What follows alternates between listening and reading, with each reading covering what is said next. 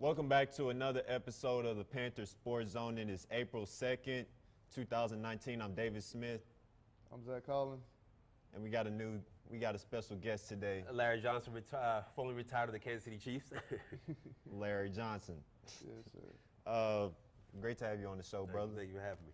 Yeah, so we're gonna get right into it with the Panther baseball team. They play at Texas A&M Corpus Christi today at 6.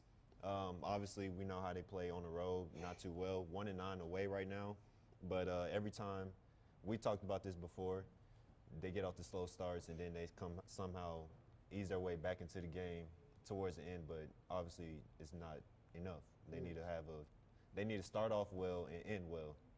I would say this might be a lower level of competition, so it might be a way for us to get back on track on the road. But we definitely need to have a good showing today. Right. I mean, we've lost to them before. That's not a good look. Yeah. Well, especially with them being an NAIA school, that's not a good look at all. But you know how our baseball season is going. Baseball is different. You know, we got MLB prospects at each level, so you really can't count anybody out. Definitely. And then after that, they have 2 home games at Houston Victoria. Wednesday, first game at 2. And we lost against Houston Victoria as well this season. Yeah. Oh, I was there for that game too. How did that go, Davis? Man. Time out. You don't have your retainer in. That's what it is. No, it's the Okay, winning keep smile. going. Keep going. But yeah, we was up like 8-1, I think. Gave up some walks. Guy hit a 2-run double. Walk off Danger. That's just We're gonna how pause the this story conversation. goes. Did you play baseball growing up? Yeah, I played baseball doing it. So you've played baseball and football. Yeah. They argued with me about a week ago that baseball is harder than football. I just like to hear your opinion just on that, just alone right now. Baseball is just longer than football. it. It's not harder than football. Not at all. It's a bigger adjustment for like football players to get into baseball. And that's why Bo Jackson and Deion Sanders Did it in their spare time. In their spare time. it made millions as a hobby. Yeah. It was just, But they played in college too. Like Bo Jackson played True. at Auburn, All-American. I mean, yeah, you have to have some type of, Background athletic in it. skill and Yeah. background in it. You can't just jump from one sport to another. I But- get you. Tebow went to the minor leagues and didn't play baseball for what, 6 years? Tebow is a marketing scheme, marketing strategy. It's a, Definitely, but Product I'm saying placement. That's another part of He's it. not going to the pros. He doesn't have to. But that's another example of baseball isn't as hard as you were making it seem. But you can continue with I mean, your baseball nuggets. I piss against Tebow. He ain't hit nothing. Yeah, it don't matter. The women's softball plays at they play here. Texas A&M Corpus Christi Wednesday at 1 Corpus p.m. Christi. Corpus Christi. Yeah. So we Yeah. should be looking forward to that. We'll actually be able to go to that game. Are you going to the baseball game today or tomorrow? No, I'm not traveling with them You no got more. cut? Nah, I just had to focus on school. Mutually Yeah, parted ways. mutually I parted got you. ways. But yeah, softball plays here, 1 p.m. and then at 3 p.m. So we have a doubleheader. Should be an interesting game. We're obviously one of the best in the nation, not just a SWAC. At Looking our level. yeah, at our level. Now, spring ball is back. Obviously, looking for an update. We just had pro day, right? Pro day was last week on the 25th. Yeah, last Saturday. No, Friday. Excuse me. It was Friday.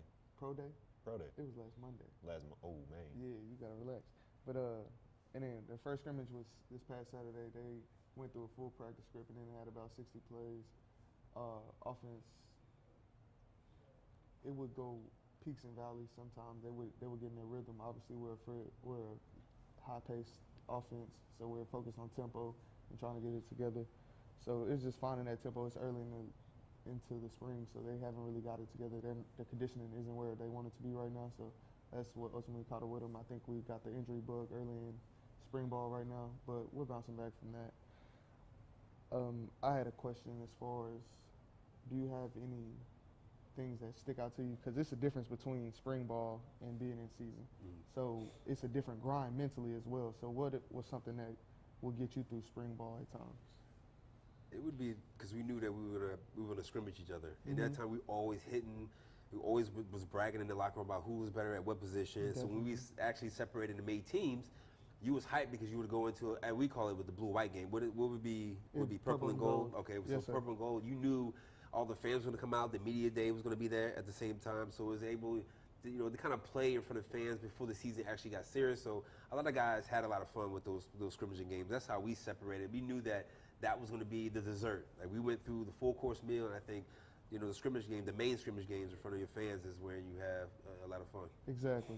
So is the mentality different from coming from college to pro when you're getting ready for spring ball, going into the season? So the thing is, from spring ball in college and off season in the NFL, it's completely different. Like, guys don't want to show up.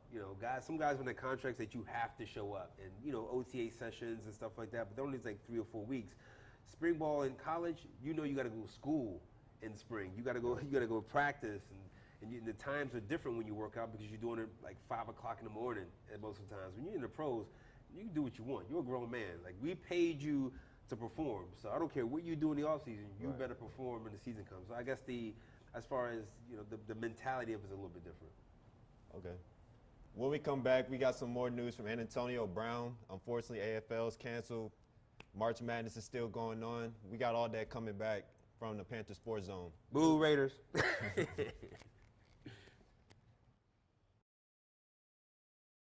At Prairie View A&M University, we've been igniting passion in students for more than 140 years. It's about inspiration. It's about global influence. It's about self-expression and individuality. It's about trailblazing a path of excellence. It's about engaging in the greater community. Above all, it's about helping you realize your dreams. Ignite your passion. Experience Prairie View A&M University.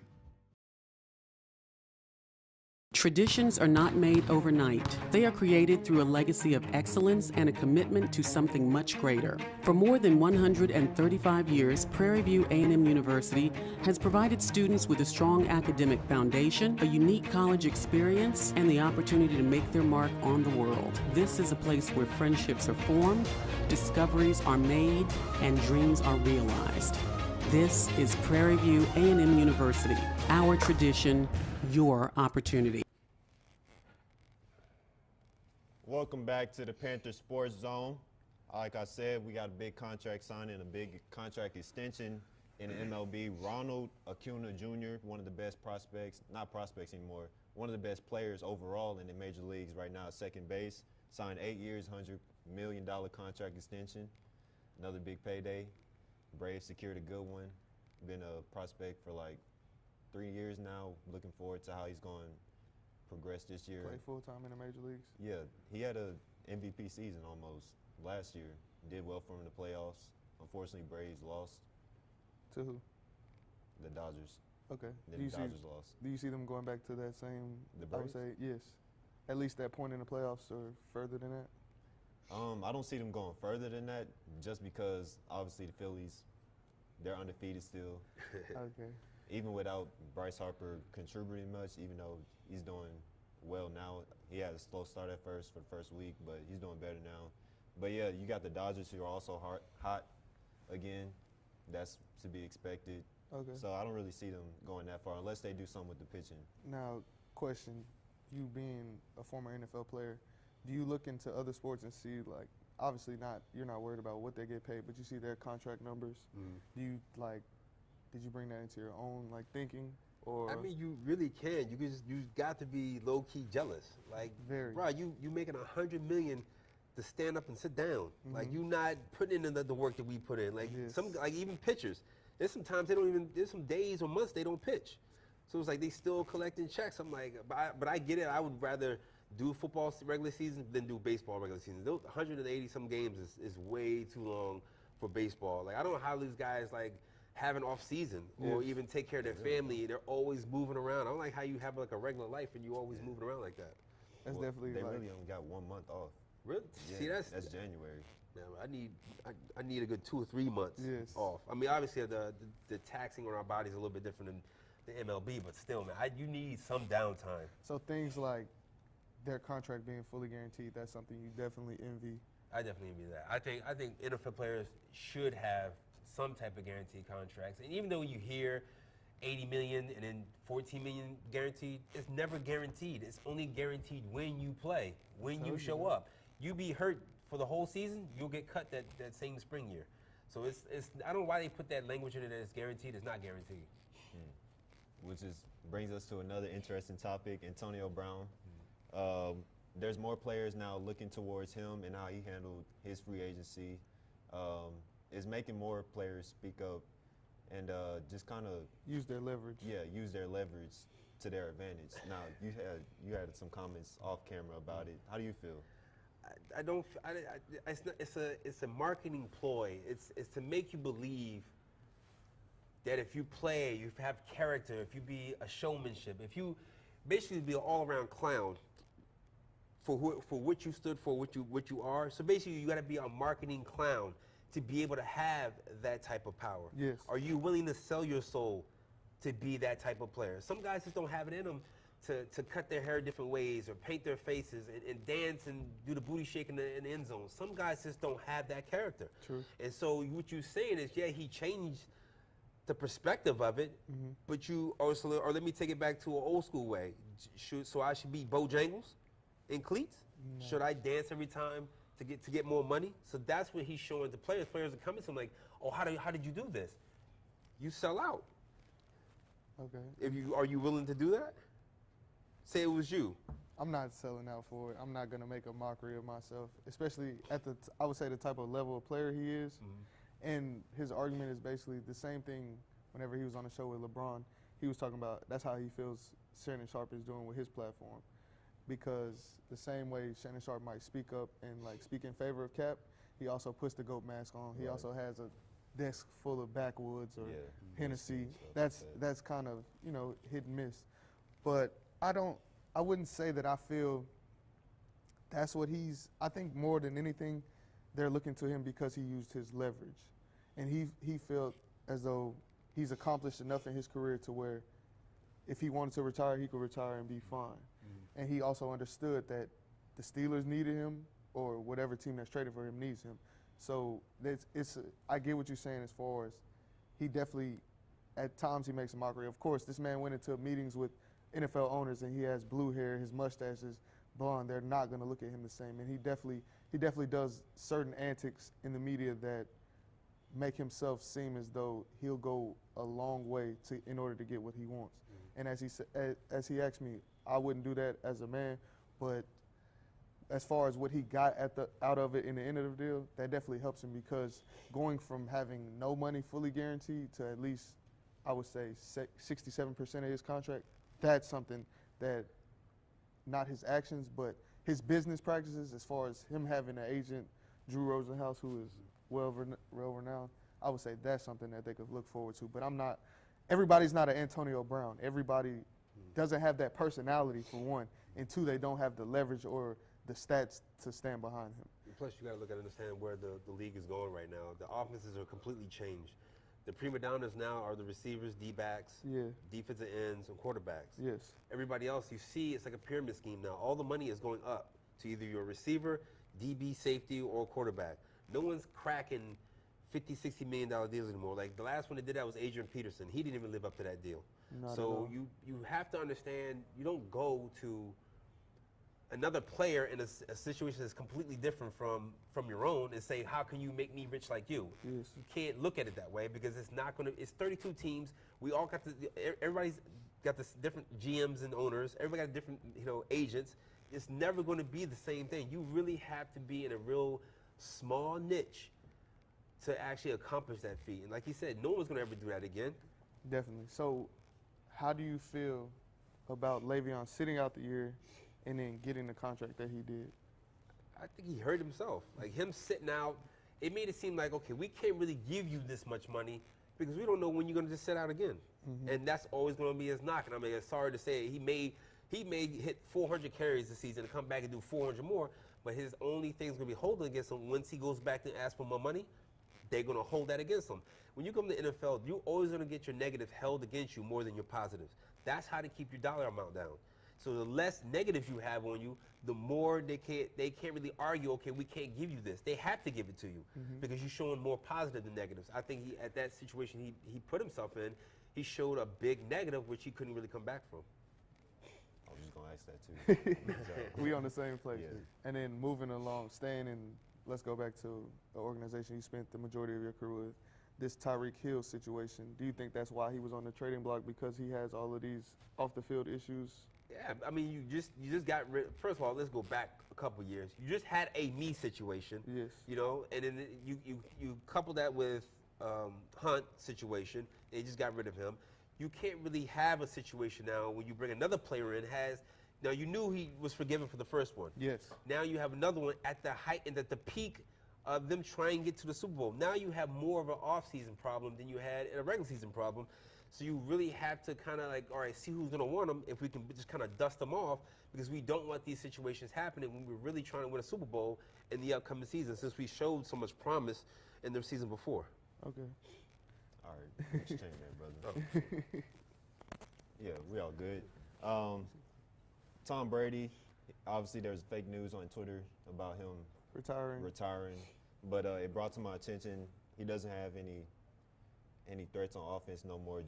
Julian Edelman's gone. Rob Gronkowski's gone. Julian Edelman's gone? Retired. That's news to me. Yeah. Well, he took that little. He's like, I'm taking my chips and going out of here. Yeah. So how much time does he really have? I would say the writing is definitely on the wall. His play isn't as down. The same way LeBron's play isn't down. LeBron is still averaging 26, 8, and 7. Tom Brady is still throwing for 4,000 yards. But eventually, this game, like me and him was having a conversation before, the game has an end date eventually. Just because he hasn't reached it now, just because the way it's set up, like you said, is so different. It's offense based. They're going to protect him. We obviously have a Brady rule, which was wildly enough against the Kansas City Chiefs, where he blew his knee out. I would say his time isn't as long as he likes to make it seem, as he has 5-6 years left. I don't think he has that much time left. I definitely don't think he has much time. I think he's making that decision as we speak, and it only takes maybe first 4 games that young guy's going to tee off. At this point, you are the trophy chip. Yes. Now, if I'm a young DB and I'm gonna get my name out there and let everybody know I don't care about Tom Brady, I'm taking my shot. I don't care if you find me for the whole season. You're gonna learn who I am based off that play. So a lot of young guys gonna be like, have their mouths open like sharks, because they know he's the guy that everybody wants. And I know first 4 games he's gonna make that decision real quick if he wants to play this full season or if he wants to retire. I had another question as far as for this past season, and what do you think of Mahomes? Awesome. I mean, come on, the kid's coming from, his dad was like a Minnesota pitcher. You Yeah. gotta have the cannon to throw that ball like the way he was throwing it. But he has so much ability to kind of improvise, which really makes him dangerous, because he's not really a Randall Cunningham, because he does stay in the pocket, but he does improvise enough to where he can make plays on his own. And obviously, you see what he done. You know, if he stands in the pocket, throw it, and then you see what he does when he scrambles. So, I mean, he's a tough kid. I mean, I think he has a lot of years in Kansas City if they be able to keep those natural pieces around him to get going. Like, you lose a receiver and lose a tight end to free agency or a contract, it don't matter who you put over there, it's not going to work. So what are the pieces that you think can't go anywhere? Kelsey and who else? Kelsey, Tyreek Hill, and they have to do a little bit better in their running back situation. You have to take a little bit more off of pressure off of it. If you got to get a guy that's a receiving or H-back guy like a Saquon Barkley, you got to get those type of players, because they have to have a threat. So guys ain't going. So sooner or later they're going to double Tyreek Hill, and then sooner or later they're going to start chipping and knocking Kelsey off the ball when he releases out. You got to have a contingency plan for that. Okay, that's so you think the Kareem Hunt definitely hurts them being gone, like now being with the Browns? I think so.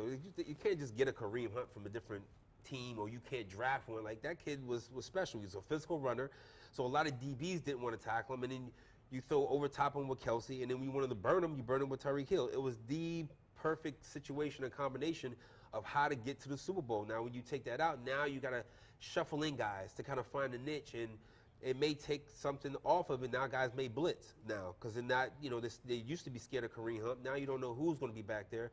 If I was a defensive coordinator, I'm blitzing safeties, I'm blitzing corners, because I don't know these young running backs. So I think that's going to be their new issue coming up this season. It's trying to find a running back that they could depend on. Exactly. Okay. We found out today that the AAF there we go. is canceled today. Yes. What was about that? It's canceled because the AAF essentially their goal was to be the G League for the NFL. They haven't been able to get contracts with the NFL in order because they want to be able to get the third, fourth quarterback off their teams, players like that that doesn't have much experience, that needs more grooming and playing in a competitive league. They haven't got that contract with the NFL, so that they've discontinued their thing. If you remember the second week of their season, it was reports that they weren't able to hand out checks because they didn't have enough funding. So now I think a billionaire helped them out with their funding issues. This is another issue because they want to be, like I said, essentially the G League for the NFL, and it's not really happening, and NFL isn't trying to sign along with them. So I want to ask him, how do you feel about these other leagues trying to come together and not even be competition, but give players another opportunity to play football It's a professionally? lot different. You got to look at it as a corporation. Like you go to New York, there's a Dwayne Reed on every corner. You go come out here, there's a CVS, there's a Walgreens. Everybody can kind of exist and cohabitate equally. But it comes to the National Football League, you messing with a $7 billion industry that could take named players that could be a Colin Kaepernick or a Tom Brady. You take those players away from the National Football League and bring them to the league. The one thing they don't like is competition, because now you're competing for marketing, you're competing for TV time, you're competing for a whole new different stuff that the NFL wants. They want the tax on that. They're monopolizing. They monopolize that. If you're not willing to cut a percentage out or how to get the money, then the NFL don't want to hear it. The AAF wanted to operate and get the contracts and be able to have their own money, be their own surplus, so they can get their own guys. That's what they really wanted. And the NFL was like, no. We're not going to allow you to get rich using our players. And I think that's what kind of canceled out, which is also sad, too, because they should have used, what they should have done is started using young black or young players who wanted to go into coaching and started making them head coaches. I shouldn't have seen Steve Spurrier on the sidelines as if that was going to save the league. He's an old man who's already had his shot and had his chances in the NCAA. Once you give a young player who's just fresh out, who had a name, who didn't make it in the league, make him the coach. Then everybody's watching. Then the younger guys would have came and said, no, if I can't play in the NFL, why don't we just use my chance to play in the AAF league? It could have been something if they used it and grew it organically rather than trying to ask for scraps off the NFL's table. That's a good answer. When we come back, we're going to touch on March Madness a little bit and get some words of wisdom from the man himself. We'll be right back from the Panther Sports Zone. Prairie View A&M University is about the students. Students don't just come here for the education. They come for the faculty, for the creativity, the camaraderie, an excellent standard of living, and the school spirit. They come here to gain something profound and to give something back. Students come for the tradition of excellence. This is Prairie View A&M University. Our tradition, your opportunity.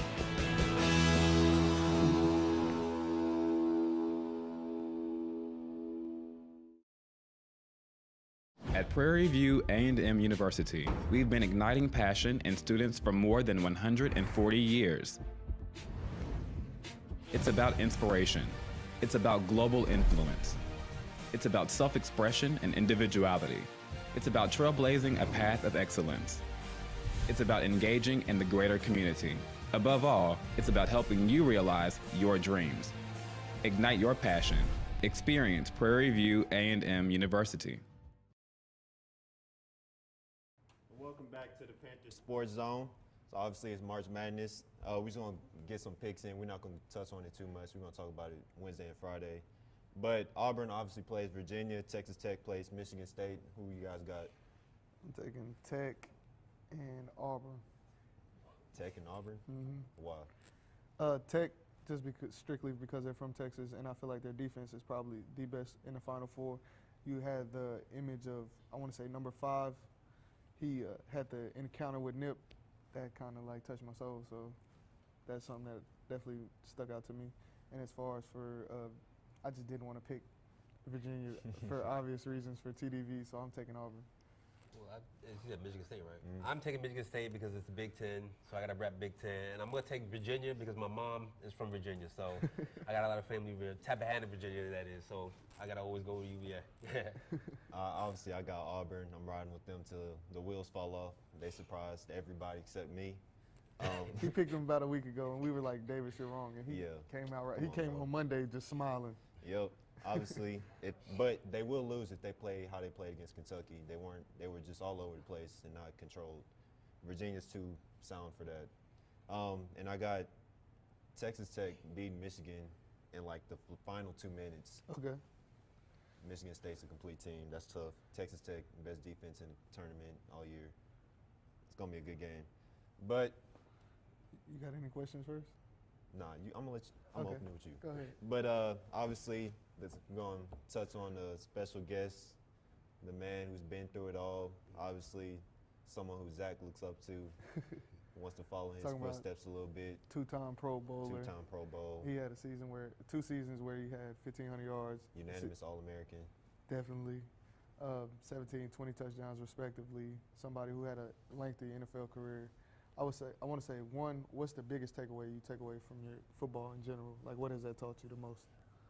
It taught me, I think it taught me discipline, and it taught me also in the negative part of it, if I lost that discipline, that my career could go downhill.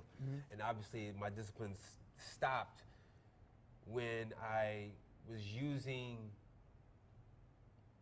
the things that I started garnishing more, which was the money, going out, being a part of, rock and roll. Like I was around a lot of entertainers, Beyonce, Jay. I was around a lot of people that I thought I'd never be around. And I was in my early 20s being around people that you end up on Jay-Z's yacht. Like it's things that you never see yourself doing it. You believe you could do it, but you never see yourself really following through and being in those positions.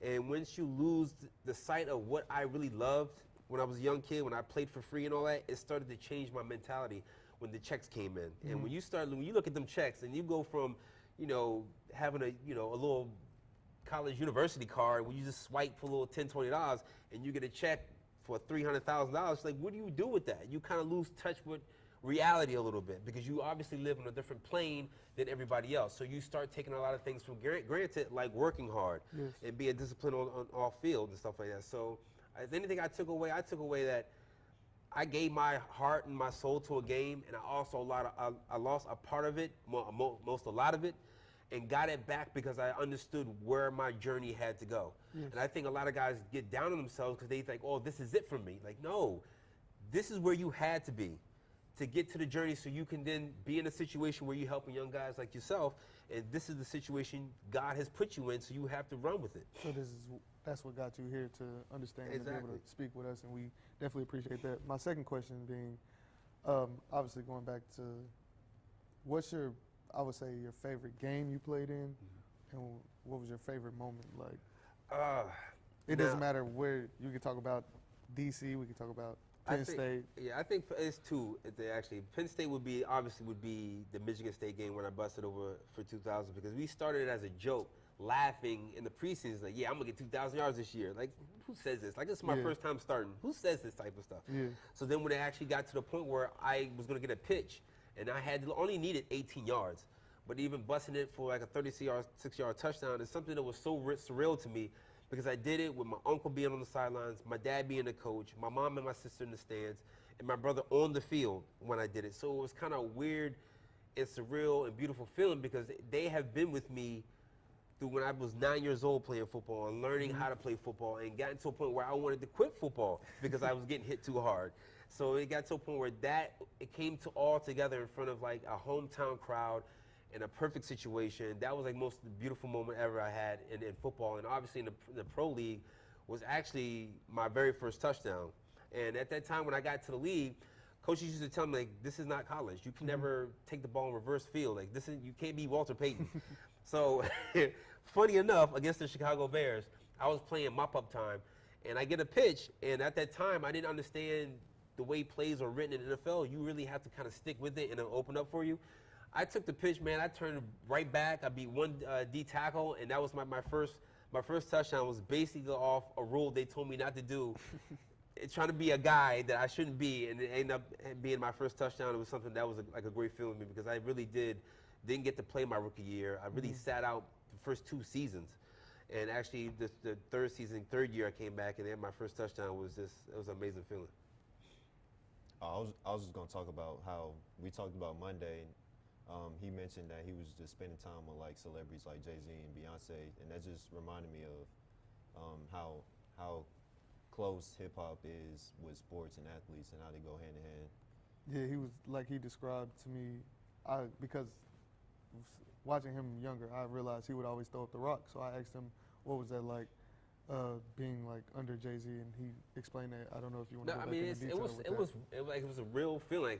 First, it came with Dame Dash had Winky Wright and Zab Judah under their Teen Rock label. So that, of course, every rapper identifies themselves with their, street legends, or guys who play basketball, guys who are in sports. They kind of wanted to branch out and do the same thing what Nike did, Reebok did. They wanted to get guys who were up and coming that they could put, the Teen Rock label on. And so it happened to be me and Jonathan Vilma. We're both young guys who were up and coming. And then, sooner or later, when I got into the end zone, I started doing it more and more. It became a thing. Everybody followed suit. Everybody in Kansas City was doing it. They don't know why they were doing it, but they were doing it. Yeah. And then when Dame Dash and Jay-Z split from Rockefeller, Jay took the name. And so he said, all right, we'll do Rockaware then. We're not going to do Team Rock anymore, just do Rockaware. So I did Rockaware Big and Tall. I had, the Kansas City Chiefs linemen in the Big and Tall ads and stuff like that. It was a real cool feeling, man. Like to go to a billboard, you see yourself and your offensive lineman up there, and it was just a ill feeling because you were all at all the parties, you were all celebrating with them and stuff like that. You're part of the 10th year anniversary, so it's an ill feeling.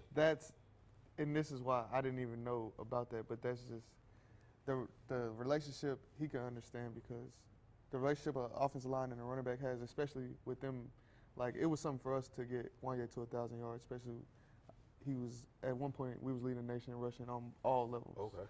So it was at that point to where I understand the relationship he has. So for him to be able to think not just about himself, for him to put his 5 linemen in a Rockaware ad so that way they can be exposed, because obviously his face, they can market his face. He was at a prominent position, but for him to not even be selfish enough to not just think about himself, for him to put the offensive line, that just raises my respect level for him more than what it already was. So I would say the last question is, now that you're in a better space mentally and everything, what do you want to see happen for yourself? For me, I've already reached where I wanted to go, and my dream was to play in the National Football League, and I did that at 23. So everything else I make after that is pretty much extra cheese. Like, but I really want to do. What I really want to. My heart's passion is getting young men like yourselves to actually open your eyes more past of what you see on the surface. There's a whole lot of world that we don't know below the surface, and it's so hard to kind of get guys to open up their minds, because this generation is a lot different from the generation I grew up in, where now you bombarded with so much information. How you know what is true, what is false, like what's the narrative they're trying to spin on you. So I go out and do speaking engagements because I want young guys to see a level of understanding, or see a level of deceit that is going around you, to make you say not go B but go A. Okay. To make you do A but not B. I want you guys to see both levels and both angles, so you'll be able to make educated choices, because like I said, we are owned by maybe the top of $3 billion or $1 trillion families in this world.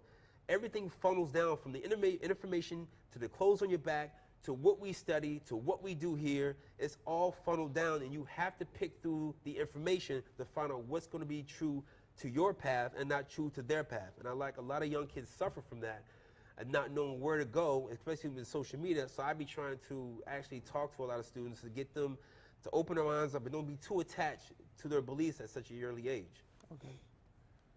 That's a great way to end it. Yes.